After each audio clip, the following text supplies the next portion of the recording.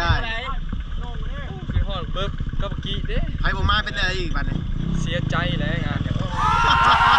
ใครบ่มาแล้วเสียใจไอ้เด้บ่ได้มีขนาดทงกันไปทงว่างบ่ได้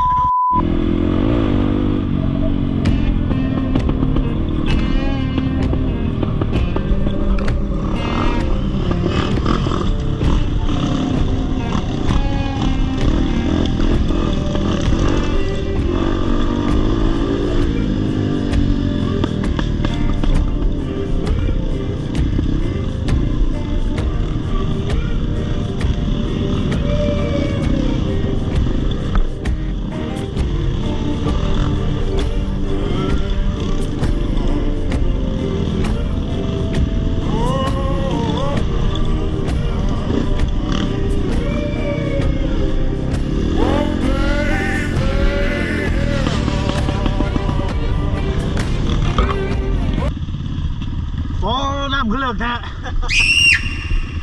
ไหวตี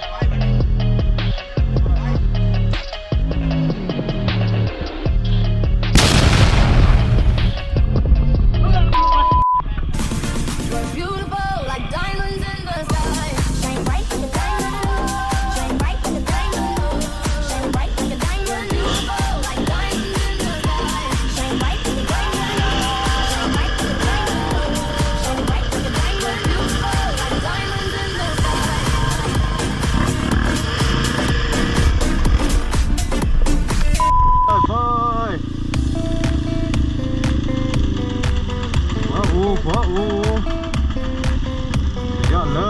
ย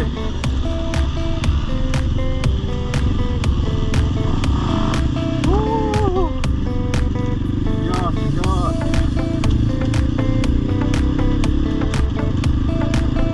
สวรรค์เขต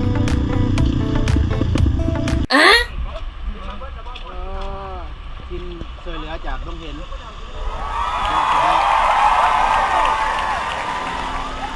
ยอดไลฟ์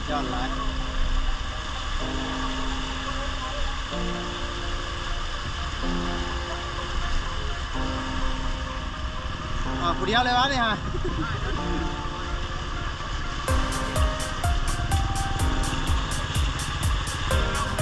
เดินไปเร็วนั่งก่อน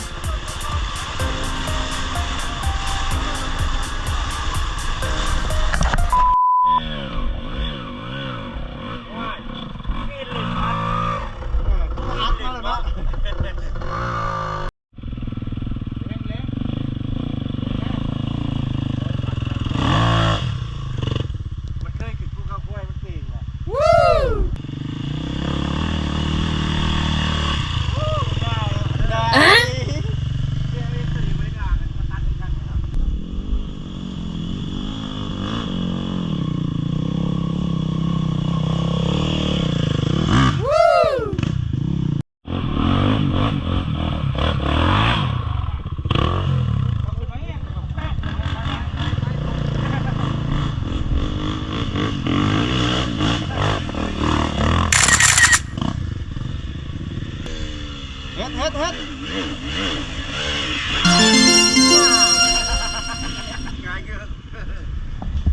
โอ้